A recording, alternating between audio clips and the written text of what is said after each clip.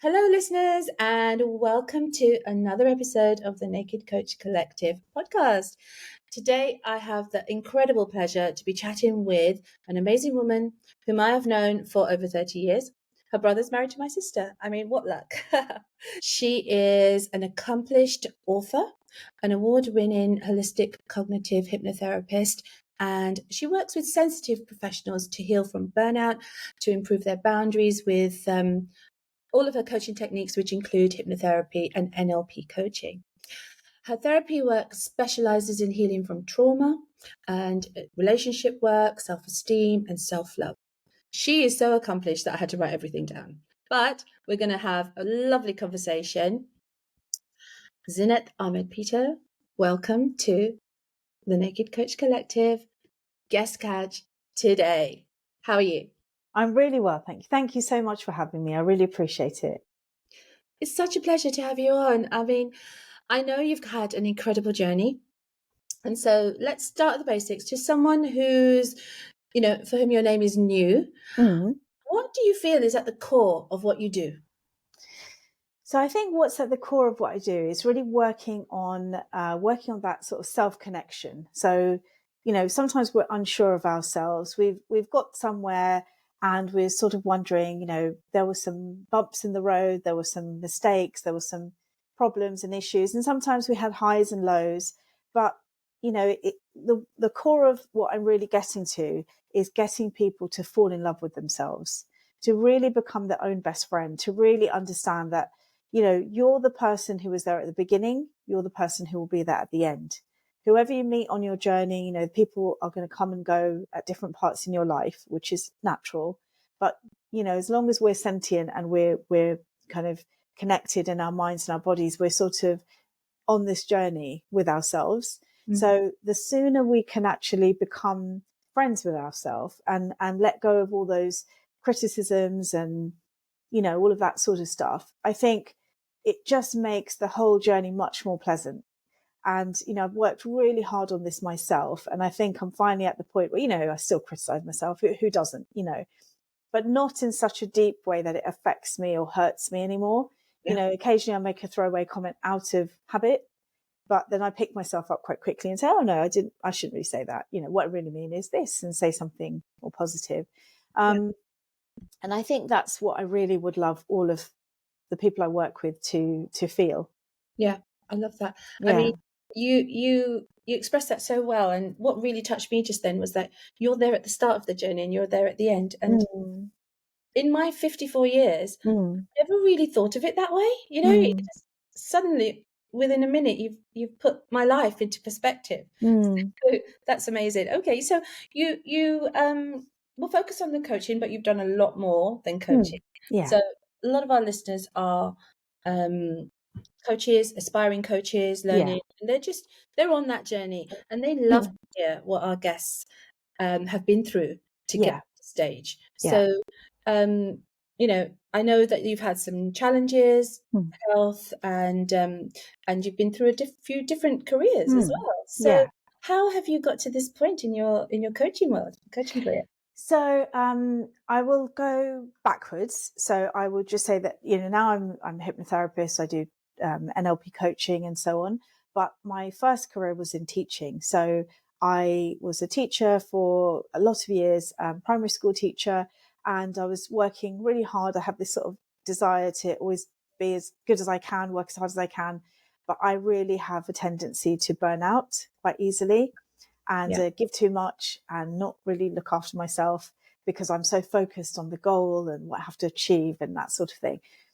And, I've understood that now. That's part of my personality and so on. And, we grow up in a culture and a work ethic and we see people around us and things. We absorb a lot of that. Yeah. And I got to a point where I was going through a breakdown of my first serious relationship, a divorce. I'd had a bereavement. I'd lost my father when I was in my late teens. And also I was just very unwell. And I was getting to the point where I could do less and less of my job. And I was diagnosed with a chronic illness, a type of arthritis, autoimmune.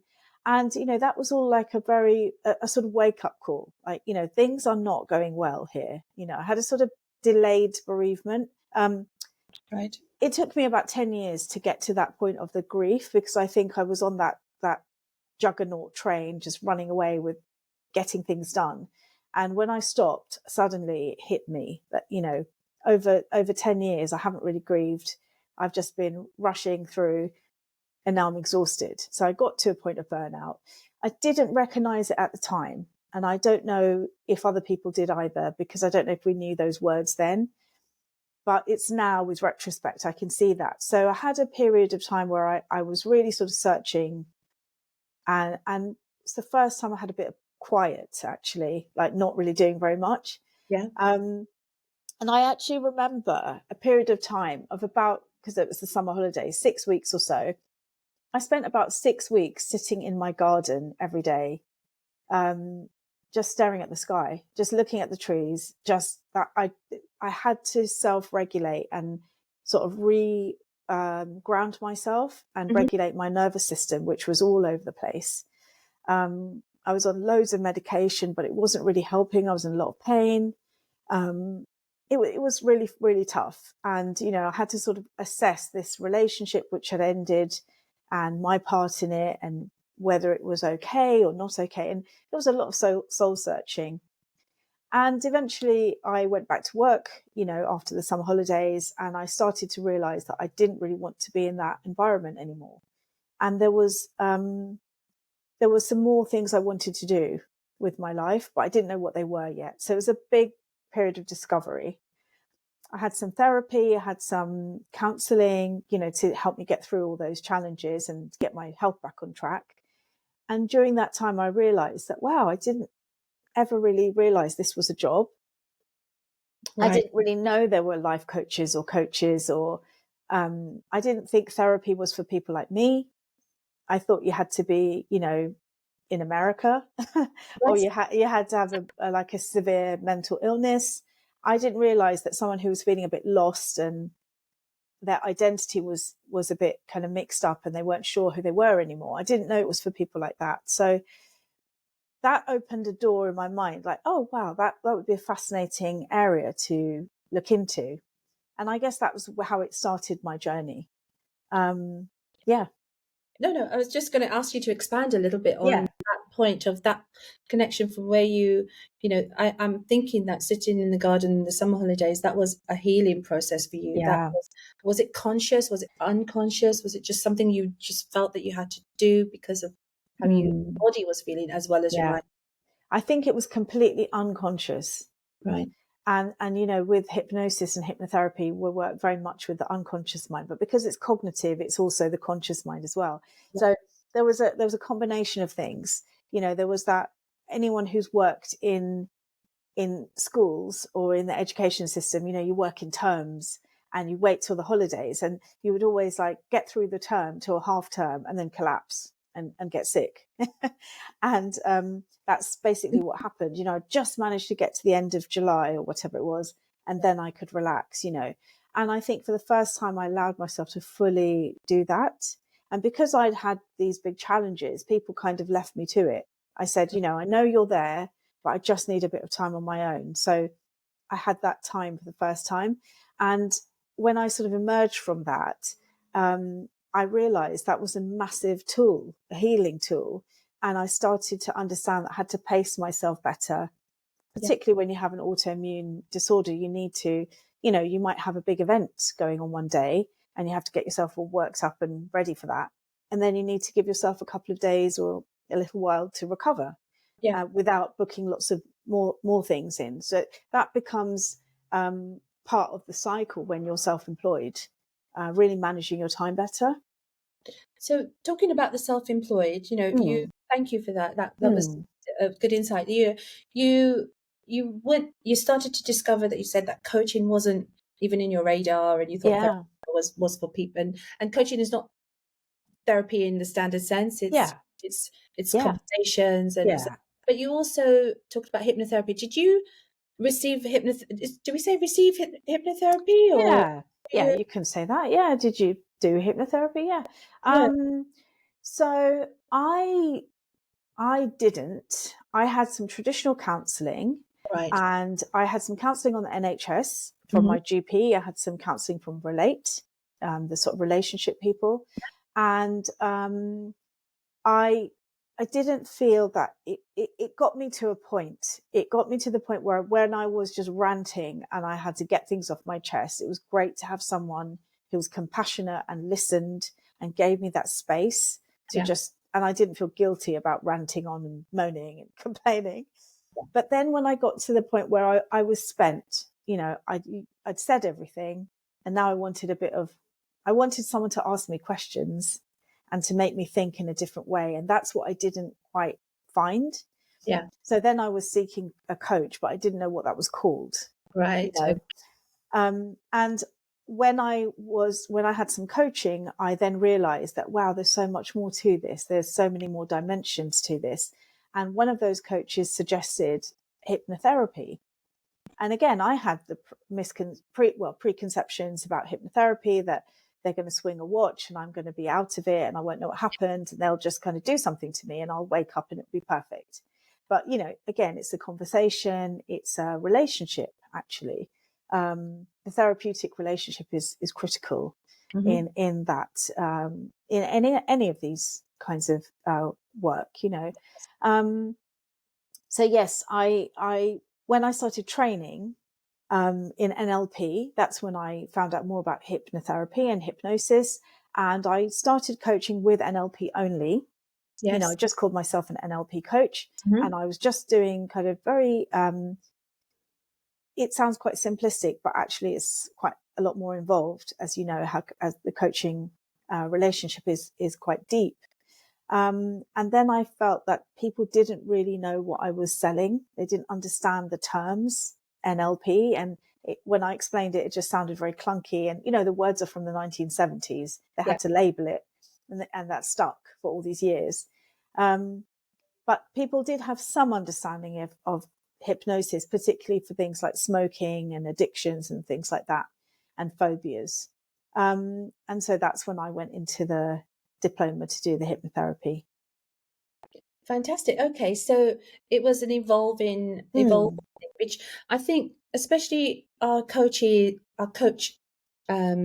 listeners, our coaching mm, listeners, I think they, especially for me as well, hypnotherapy has never really been on the radar, and it's mm, really lovely to feel an introduction like this to say mm, there is a possible marriage there definitely. between us traditional coaches and the hypnotherapy side of it. And Yeah. it's very interesting. I had hypnotherapy many, many years ago, Mm, and really many years ago. And it mm, was, see, I'm not sure that I went to the best hypnotherapist. I sort of mm, mm. had to look through the phone book as it possibly was then, oh, Yeah. this person's quite close to me. Let me try them Yeah. out. Yeah. I mean, if somebody's been just a little bit sparked by that, Yeah. maybe you could just say, how would you find a good hypnotherapist? Yeah, yeah. And actually, I've written quite a few blogs on this. Like, how do you find a good therapist? How do you find the right one? And Mm, what is it? What is hypnosis? What do I lose my sense of control? All of that stuff. So I've yeah, written quite a lot of blogs on this because it's really common questions. I would say always have, line up a few people, have, if possible, Zoom calls with them, or, online calls so you can see them, yeah, because the rapport is absolutely critical. You know, um, you need to walk away feeling comfortable, but also a bit challenged. If you're too comfortable and they become like your friend, then like the unconscious mind will be like, oh yeah, that's just a really nice person. And I'm just having a chat. yeah, But I think that you need to, like the person a bit, you of know, course. Yeah. it's important. And also, check out the reviews, check Hmm. out their, not everyone has everything on their website. That, there might be a lot more to them than what they might be an incredible person. I met loads of people like this, but their online presence was quite limited. So they might have one page with like, oh, contact me and this is what I help with. Yeah. But actually having that conversation, that's what's going to tell you if that is the right fit for you. And ask them all the questions and make a list of questions. I've got like FAQs on my website so Okay. that people can, all the common questions like, will I lose control? Will I remember it? Yeah. And so on. Um, And I think that's important. Just go and do a bit of research, and then actually it is quite important that someone's relatively near you. If you make it so onerous that you've got to travel 2 hours to go and see them, it might make it not possible for you. And lots of people ask if you can have hypnotherapy online, and I work with loads of people online. So I would say now it's about 50-50 in person and online. For many people, it's just more convenient. They can fit it into their day. And actually, they've got loads of commitments, children, family, so on. And online makes it work. And for some people, they just want to see you in person. Right, yeah. And they both work. So it just depends on what you prefer. And just check with the person you're working with that they can accommodate what you need. And then I often say to people, if I feel I'm not the right person, I will say to you, I will listen to you, I'll talk to you, give you some advice. And I have a huge bank of therapist colleagues that I'm in touch with, and I will recommend, and I'll just go in that private forum and say, I've got a client here, they're based in this area, they want face-to-face, this is the area. And 5 people say, yep, send my number, and I'll pass the numbers on.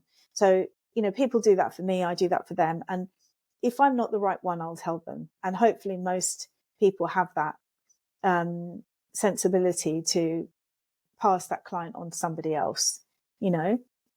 I think part of learning, in the beginning stages when you're learning to be a coach, that does become quite evident, and a lot of training places do say that, oh, as a coach, you can coach anyone. But the truth is, the connection has to be there. Yeah. And that chemistry, that Yeah. knowledge that you can help them, Yeah. and having the collaboration with other coaches, other professionals in the field is just vital. It is. It's so, so useful. And like you, we do the same sort of thing. Because ultimately we want the best for our client, and we Of want the best course. for that person, even if Of they're not course. a client. So I And love. also, you know what? That comes with experience. Mm, I have been in a situation where I've thought, oh, yes, I really, really want to work with this person. I'm sure I can help them. yeah, I'm desperate to help them. yeah, And then I'm sitting in the room and I'm thinking, this is really difficult. That hour was really hard and it mm, didn't flow. And I felt like I was stumbling and I was sort of a bit tense, and they're picking it up, and it's all a bit awkward. And I don't even feel comfortable taking the money because I feel like, I don't know if that really helped them. mm, And that's not a nice place to be. Whereas when I've had a situation like now, because I do so much screening beforehand, mm, I really check that I feel confident, they feel confident, they're really happy to pay the money, I'm really happy to work with them. It flows, mm. so setting up really well at the beginning. I mean, that comes with time. Over time, I've started to notice that, oh, I've got a physical response in my body telling me this is not right.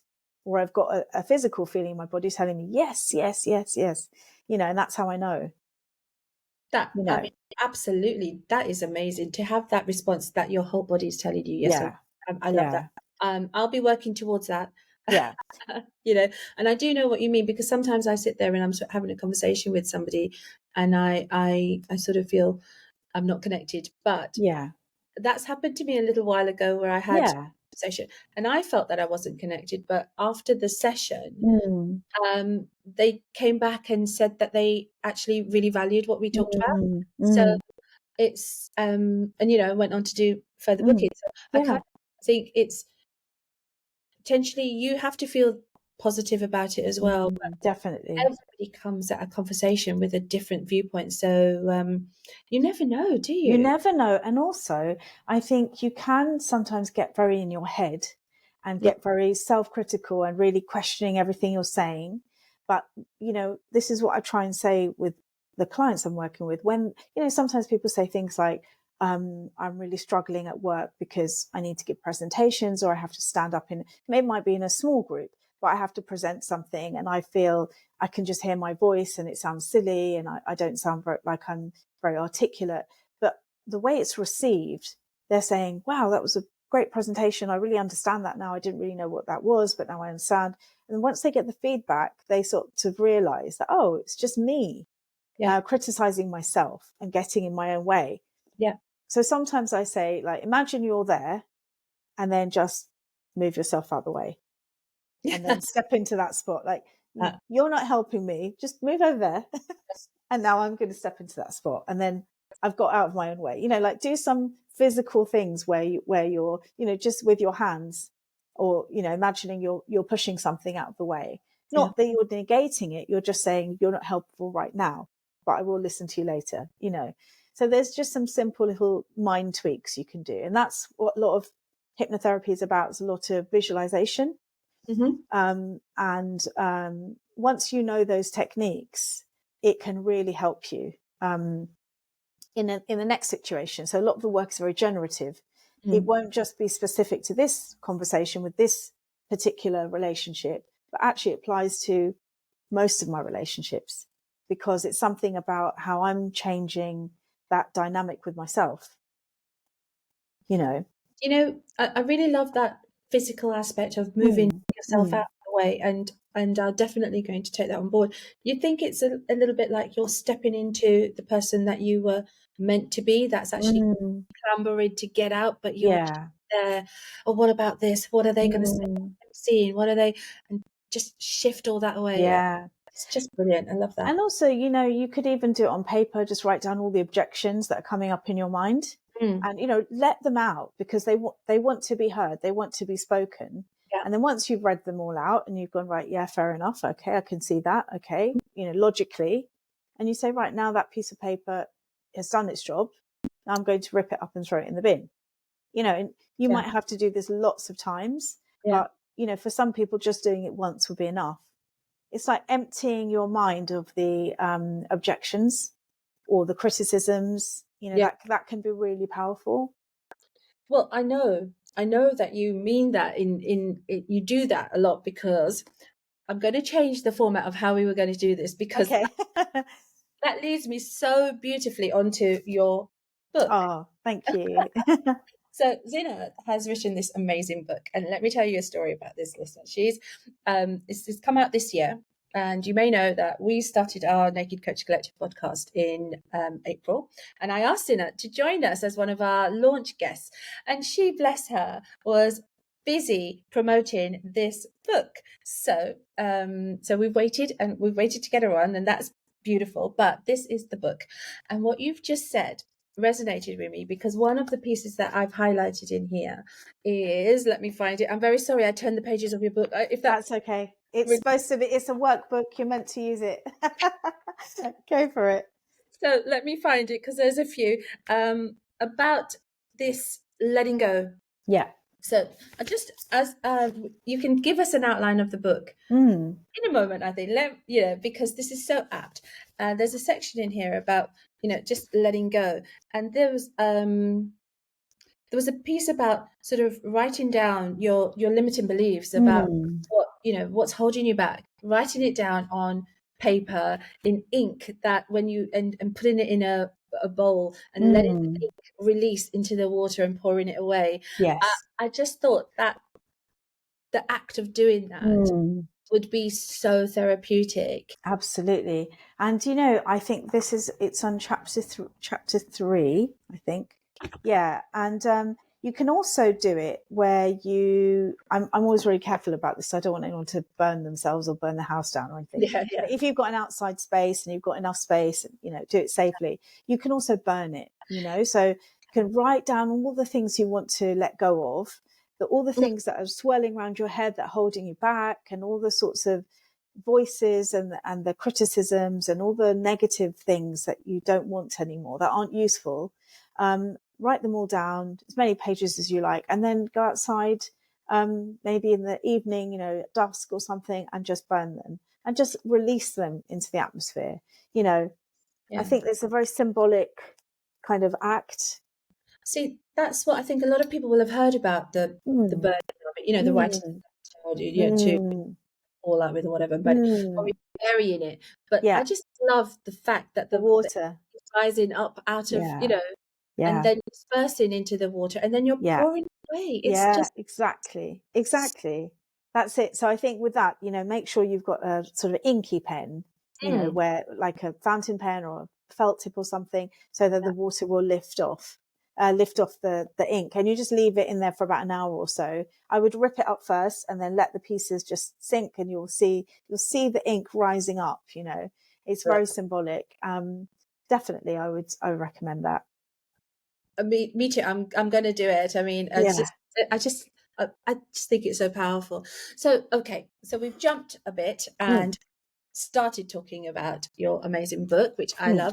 The thing about it is, it's got client stories in. It's got stories from your own life. It's the standout as well. One of the standouts was that it speaks plain English. Yeah. So it does say "Too Kind: A Survival Guide for Sensitive Souls," but I never considered myself a sensitive soul, and I got Mm. so much from this book. So Mm. I think that a Mm. lot of people, who doesn't necessarily have to be this person, anybody Right. listening would find something so useful in here. Oh, I'm And so pleased. oh yeah, absolutely.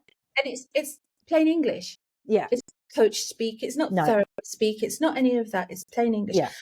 And it's almost like an action guide, because Mm. there's exercises throughout in every Mm. chapter that you can do. You don't have to do them all. You just do whatever. Do Uh, whichever ones. Exactly. Yeah. okay, right. So now we'll go back and Yeah. you tell us about your book. Okay. So the reason I wrote the book actually was because I was finding that, people talk about niche, like what's your niche? When you start out, you just tend to take anyone who's happy to work with you. Like, oh gosh, I can help you with that, and you want to help everybody. But Mm, over time, you'll probably find a niche an area where you feel very, very, this is your zone of genius, and so on.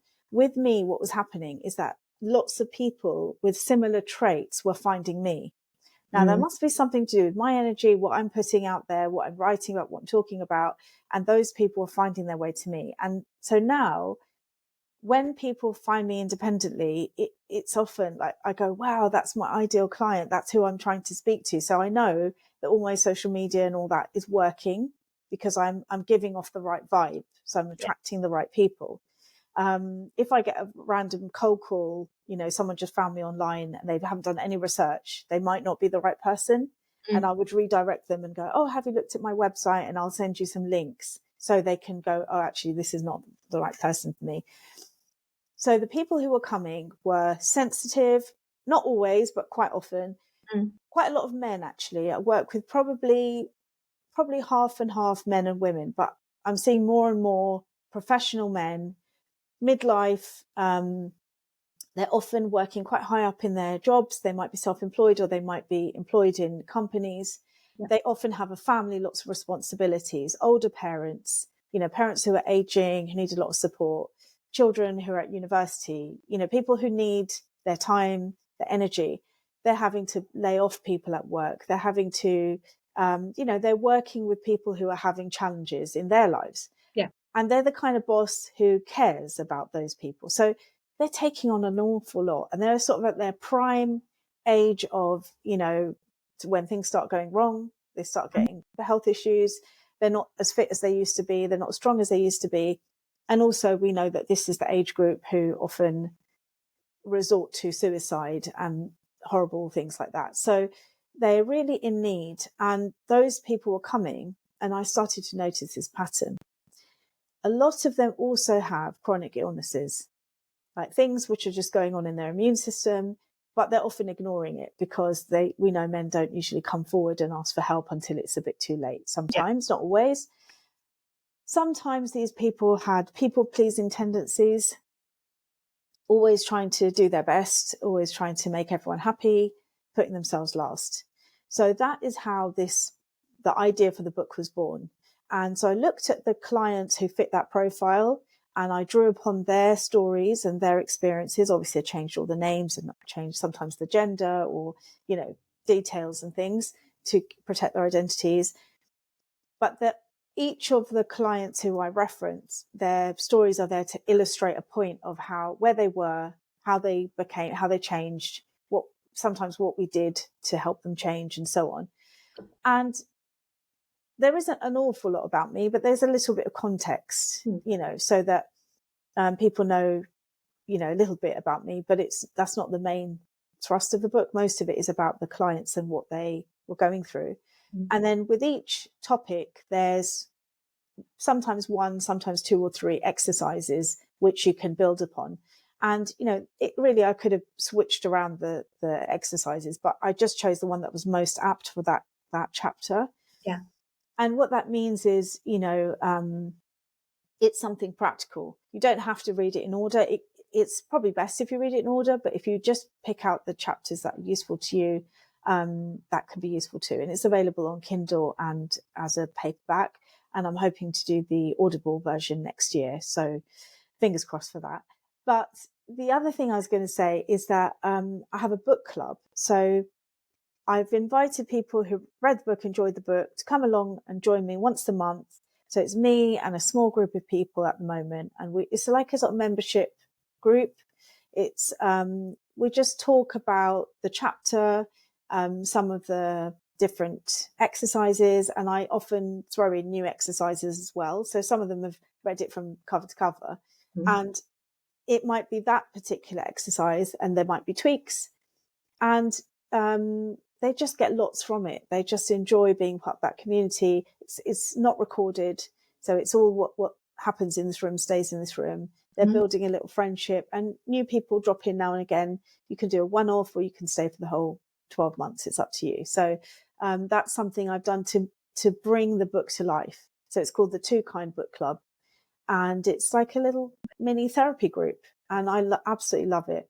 I do it once a month on a Thursday night. So, and it's on Zoom. And Yeah. and we will put all of these links to the book club and memberships and your website and all of that. Thank you. They'll all be in wherever you're listening or watching this. Just look underneath and it'll be there. Okay? Brilliant. Thank you. That's there. Fantastic. I love the idea of that book club and exploring. It's making your book come alive. Yeah. It's developing it. It's growing it. It's turning it into a thing of itself. Yeah. It's fantastic. So what's next? Is there another book waiting? So I would say, this book, as you said, is like for lay people. This is just for anybody to pick up and they can pick it up and read it. So if I was to write another book, I might consider writing a more kind of book for coaches or therapists, because I would go into more detail about the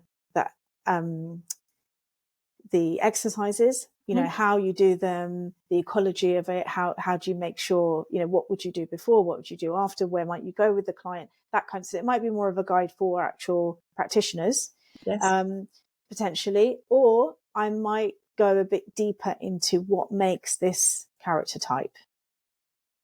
Wow. That's a little bit deeper, and that's a little bit of, I need to do a bit more research. So I'm not quite there yet, but maybe, watch this space. It might happen at some point. Well, your face did light up a little bit. Yeah, a little bit. It definitely did. Well, I look forward to both of those books, right? So not just one. Both of them. Thank you. I absolutely love that. Is there anything else you think about the book that a potential reader should know? They're thinking, oh, that book sounds interesting. Yeah. Why? What I would say is, I wrote it for everyday people. It's a thin book. Yes. So, when you think, oh, it's 156 pages, it's thin, sometimes people think I'm in trouble now. I'm depressed. I'm stuck. My relationship's not working. My life is falling apart. I haven't got time to read a book. I need help now. Yeah. So what I would say is that it's, first of all, it's not very long. It's 12 chapters. There's not many pages. Some of it is exercises. So it's a light touch. Yes. So that's what I would say. It's not a big, scary, like tome or anything. I would also say, if you prefer the medium of podcasts or YouTube or those sorts of things, that's the way I learn a lot nowadays. Yes. I don't really have time to sit and read as much as I'd like. I have a young child and, a lot of my time goes being a mum. So I would say just check out my social media, and I've got Substack, I've got LinkedIn newsletter, I have a regular newsletter, and I'm working on my podcast, which it was supposed to be coming out earlier this year, but it's not quite there yet. So that will be another channel. So there's different ways, and I have a fledgling YouTube channel as well. So There's Fantastic. other ways you can learn things without having to actually read a whole book. But Yeah. please feel free to come along. I would love to give your viewers and listeners a free session at my book club. So the book club is £15 for the session. But if you use the code book100, Yeah. you will get one free session. And you just, I'll give you the link. You just click onto the link and you put in that code, and it will give you the free session for that session, whichever Oh, month. There's one every month, and you can choose whichever one you want to come to, and all the dates are there as well, so you can pick the one beforehand. And well, just come and try it out and see what you think. I love that. Thank you very much. Yeah, you're Thank you welcome. very much. I mean, myself, I love a freebie, Yeah, and I'm me sure that too. everybody is. I'm. Thank you. That would be lovely. And listeners, if you take that up, do let us know how you get on, because we love to have your comments as well on the podcast here. So that would be great. I'm not going to let it go before, because I've just got one little quote that I wanted to read from this book, and Oh yeah. it's just it just spoke to me when I read it, and I thought, right, okay, now this has got to go in there because it's so amazing. And if you could bear with me for a second, it just says, when we face challenges, despite the discomfort and feelings of disorientation we might feel, we are given the opportunity to grow and to reach new heights. So we are given the chance to rise to the challenge. Look back over your list of challenges, and that's one of the actions that we've had, that you've managed to do. It's not often we congratulate ourselves for living through what has been a natural part of our lives. I mean, another thing that I just never really thought to do, it's this that spoke to me, and just then I thought, our listeners, they never do this. They potentially could do with hearing, just congratulate yourself, Yeah. and it's so lovely. This book is just full of this sort of things that will just say, okay, hadn't thought of that. All right. And I love it. So thank you very Thank much you. for writing this, and Oh, thank you so for your much. wonderful offer. But we're not Thank you. finished yet. Don't go away yet. Don't. No, I'm not going anywhere. Can I just add one thing? Yeah, You know what something that really changed something in my mindset is I was reading, I don't know if you've ever come across Denise Duffield Thomas, and she's a woman who is an amazing manifester. She's really great at making money, basically. And she okay. teaches people how to change their mindset around money. So she's a mindset money coach, and she's very personable. She's Australian. She's relaxed. She's fun.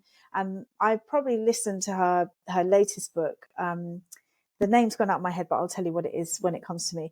Mm-hmm. Several times, and every time I feel a bit flat, I go Yeah. back and I listen to her, because she brings me back up. And Wow. she's got loads of stuff on YouTube and things like that as well. And one of the things she said is, sometimes when we're starting out and we're getting bills are coming in, Mm. and we're kind of stressed about, oh my gosh, there's another bill, there's another thing to pay, another membership, another thing. She said, give yourself credit for having paid that bill. Pay your bills on time, do it quickly, get it over with, and then say, well done, you did that. And so what I actually do is, when I pay a bill, I give myself a high five. So I hope nobody's watching when I do that, but it's like a little dopamine hit, it's like, yeah, I did that, Well, so that's like when you have a challenge and you think, well, yeah, I'm still here to tell the tale, and I've learned from it, and I've developed, and that will help me in the future, and I can help other people too. wonderful. Thank you. I mean, I love this woman. I've never heard of her, so I'll definitely Yeah, look her up. look And her up. the tip, the physical things that we do Yeah, actually do make such a difference. they They do. do. We don't realize it. We're never taught it growing up. Yeah, But how you stand, yeah, how you sit, yeah, all of these things are so, so important, and of course to how that affects your mindset and how you feel. yeah. Right. Talking of wonderful, wonderful women, we're Mm. going on to I've got to get this right. The Best Businesswomen Awards, 2023 winner, Best Customer Service category. 2024 winner, silver winner in, oh my goodness, Businesswoman of the Decade. I mean, what an amazing award Yeah, category. it was incredible. Yeah. Oh, tell us about the award, about what it meant to you. And first of all, congratulations. Thank you. Thank you Super very much. congratulations. Thank Amazing. you. Thank you. I would say, I used to be that person who was like, oh my God, so cringy, it's so embarrassing. Why would you do that? Why would you say that? Why would you apply for an award or tell everyone you've won an award? And now I just think, you know what? It's not easy to go from a full-time paid job with a salary. I had a pension, like teachers famously have a very good pension. With stability, you're never going to lose your job. They always need teachers. And frankly, even if you do the bare minimum, you get a pay rise every year. Okay. So, but, I was doing so much and always striving and moving up and up in my career.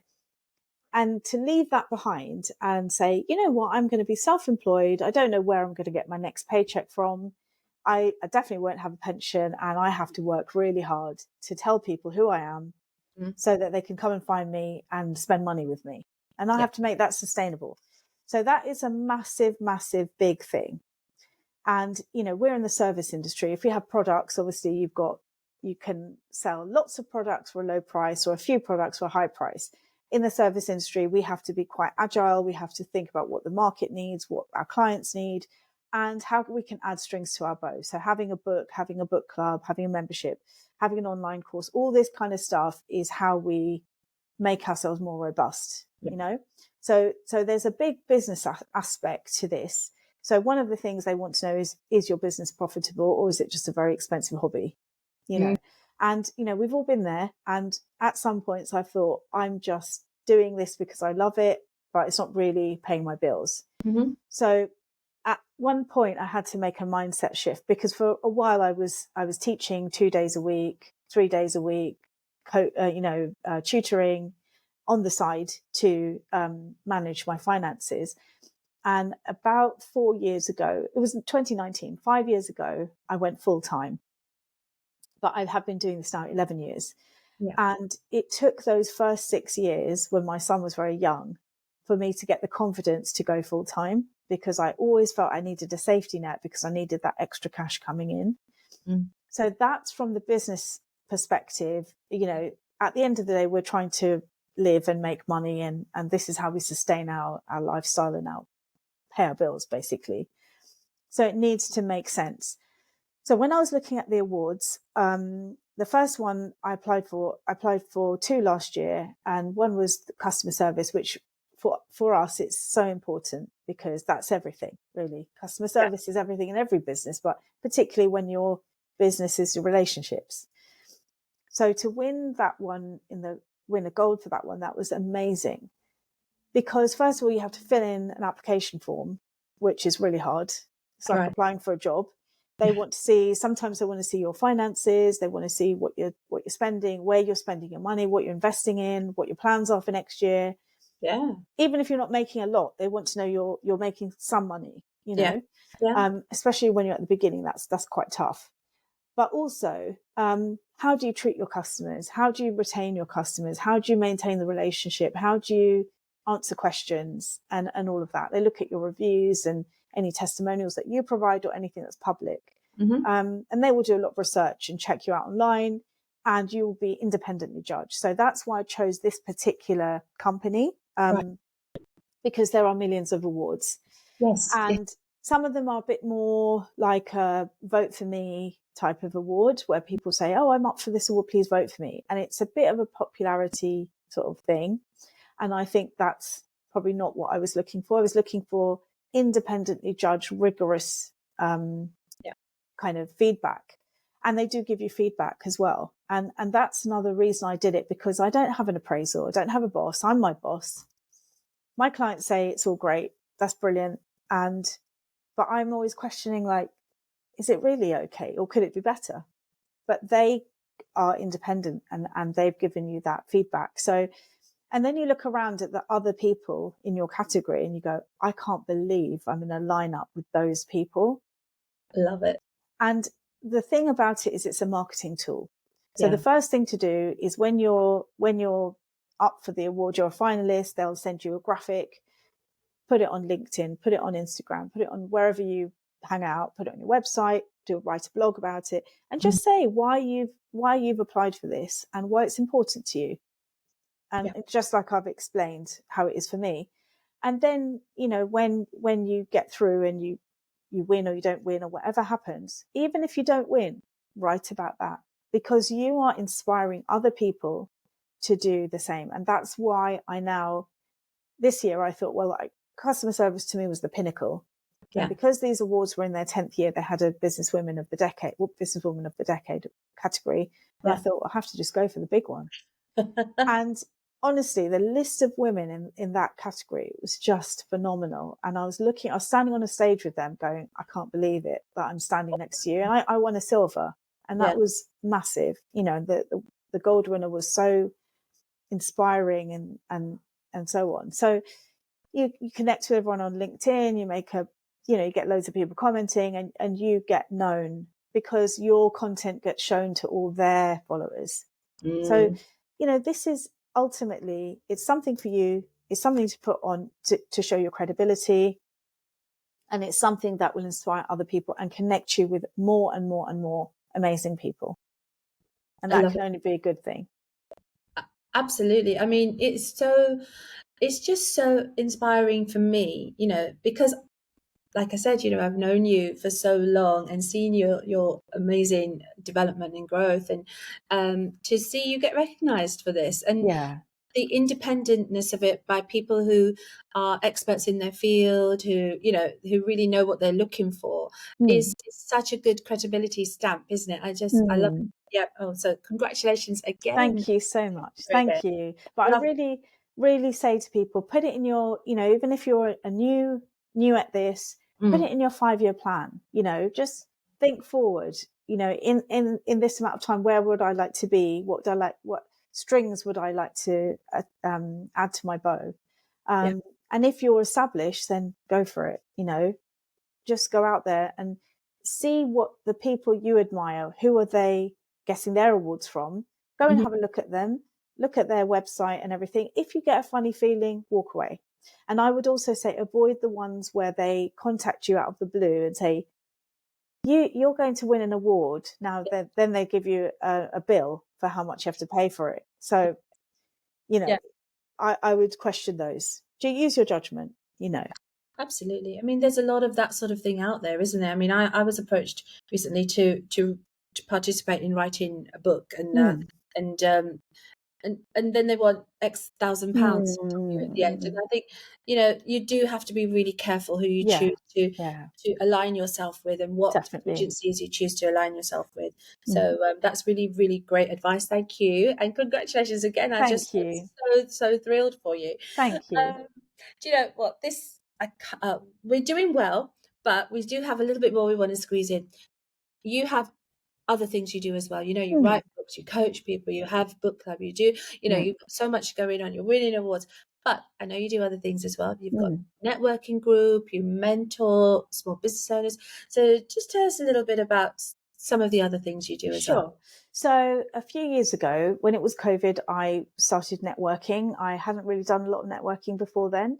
At the time, it was online. And then as soon as we were allowed to go out and do it in person, I was out going to that network in person. It's Yeah. a little bit further away from my home. So there wasn't one nearby that really spoke to me in the same way. So I was really looking to find the right tribe, if you like. Yeah. I think that's really, really critical. So I've been going there for a few years, and then the owner, she owns like 6 or 7 of these networking groups. Right. And she asked me if I would open one in my local area in Enfield, where I live. And it was a complete honor. And so it's not a franchise, if you like, because I'm just running it under her banner. So there was no sort of money exchange that had to happen. Yeah. I would just have to find the venue, market it, get the people in, and then obviously you get paid a bit of money according to how many people come and whatnot. Right. So they've got Yeah. to pay the bills and so on. Yeah. But what I've gained from it is so much, because it has led me into mentoring some of those people who come along. So Wow. some of those people are really in the very first steps of their business journey. And I'm not a business coach, but I have run a business successfully for a long time, and I have been through a lot of those hurdles, and a lot of the mindset hurdles, Mm. because there's a YouTube video about everything. We can find out anything we want on the internet, but how we get ourselves to believe that we can do it, that's the bit that I can really help with. So yes, okay, they need they need this, they need that, they need a website or a business card or whatever it is they want. Nowadays you don't really even need any of those, Yeah.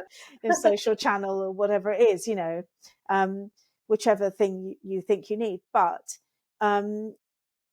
so I have a program now where I've got people who are usually right at the beginning of their journey. It's a kind of low cost thing where they can come along and they get advice and they get support and they get, the mindset piece as well. So when they're going, I know you're telling me to do that, but I'm really scared and Yeah. I just don't think I can do it. Yeah. That's the bit I help them get over. And that's often with a bit of hypnotherapy or a bit of coaching, and saying, well, actually, if that's not if you don't want to do it that way, how else could you do it? And finding something that suits them and sometimes stretching them, and supporting them in that way. And I think the thing I have found has really helped a lot of people I work with is having that sort of high touch at the beginning and then medium touch in the middle and then low touch at the end. So that right at the beginning, they're quite unsure. They want to talk to you, but they think, I can't see you till next week in our next session. Actually having that in between within your hours, within your, designated times, sending a WhatsApp or a text or whatever way, or it could be an email, whatever way you would like to communicate with them. I've often said that to people. Most people don't use it. But I say to them, I'm there. Yeah. You're going through a hard time. If you need me, I say, send me a WhatsApp. Yeah. And then I will let you know when I can talk to you. And then I will jump on the call with them, have a 5-minute conversation. And sometimes that's all they need. Yeah. And they just go, oh, thank you so much. That's what I wanted to hear, Yeah. I agree with that. Yeah. Voice messages as well. Yeah. So, if you want to get something off your chest or you just need to send me a voice message, I'll send you a voice message back. Exactly. So it's done. Exactly. And wait until next week. Yeah. It's a powerful thing and it makes them feel really seen and heard. Yeah. Yeah. And like you say, offering, I think a lot of coaches are a little bit terrified of offering that sort of service because they think they're just going to be inundated with calls. Yeah. Yeah. It's not true. Yeah. Very few people actually do take you up on, right. And then they'll say to you in the next session, oh, I really wanted to talk to you about this. And then you'll say to them, well, please use that. Yeah. It's there so you can. Yeah. Absolutely. But it's really good to offer it, I think. It's not encroaching on your time at all. Yeah. Because ultimately, again, remember what you're doing is this person achieve whatever they want. Yeah. So I love that. Wonderful. And so you will send me more information about how I'll put the links that you send me on the bio. So if anybody's interested in the Enfield networking group, what is the name of the group? It's called Business Women Unlimited. And we do actually have some men as well, but that's just, it's a name that's stuck for a number of years. Yeah. And it's once a month as well. That's a monthly group. So people can Google that if there's one in there. Absolutely. There's one in Hemel Hempstead, St Albans, Watford. There's an evening one in Watford. There's one in Whitstable, and there's an online one which anyone can join. Oh, well, that's interesting because I'm in the South Coast. So yes, of course. Yeah. Do it for me, but that's okay. Fantastic. Yeah. I'll look that up. And there's always a speaker who gives a presentation, and there's quite a structured format. Everyone gets their chance to speak, and then we have like breakout rooms on the online one, and they have a question and they have something to discuss and so on. So they really use the time very well. It's really well run. It's been running for 20 years, so they're kind of experts at networking. Wonderful. Thank you very much for that. Yeah, brilliant. Thank you. Right. So I had a question. I was talking to a friend of mine who, and I told her about you and the wonderful things that you're doing, and she's like, "Oh, I've got a question." And then she actually texted me just the other day, and she said, "This is Geeta, by the way. Hi, Geeta." She said, "What's the best piece of advice that anyone has ever given you?" Oh wow! Right. So my dad passed away when I was 19 years old. And he was the most wonderful, warm, loving father. He was just wonderful. And what he said to me when I was very, very young is he said, you have been given a wonderful brain, you know, all the capabilities, you've got all the faculties, you've been given education, everything. Go out and learn. Ask questions. Don't ever just believe what you hear. Use your critical thinking, follow your gut, follow your intuition, and, feel if this is right for you. And I think that's probably the best advice I've ever had. I love that. I love that. Yeah. I mean, I met your father, Yeah. and Yeah. just I can just hear him saying that. It's Yeah. giving me goosebumps. And thank you very much for sharing that, and Yeah. thank you Peter, for an amazing question. Thank you. Yeah. Thank you. And just to finish, you've given so much information, so much advice, so many thinking points in this Mm. podcast and this interview, and I'm just so thrilled that you've been Oh, here. thank you. Thank you. Do you have any last words? Anybody who's starting their coaching career is inspired by you? Yeah. I'm certainly inspired by you. What would you say to them? I would say in my first chapter of my book, the very first thing I said is that the first chapter is called You Deserve to Be Happy.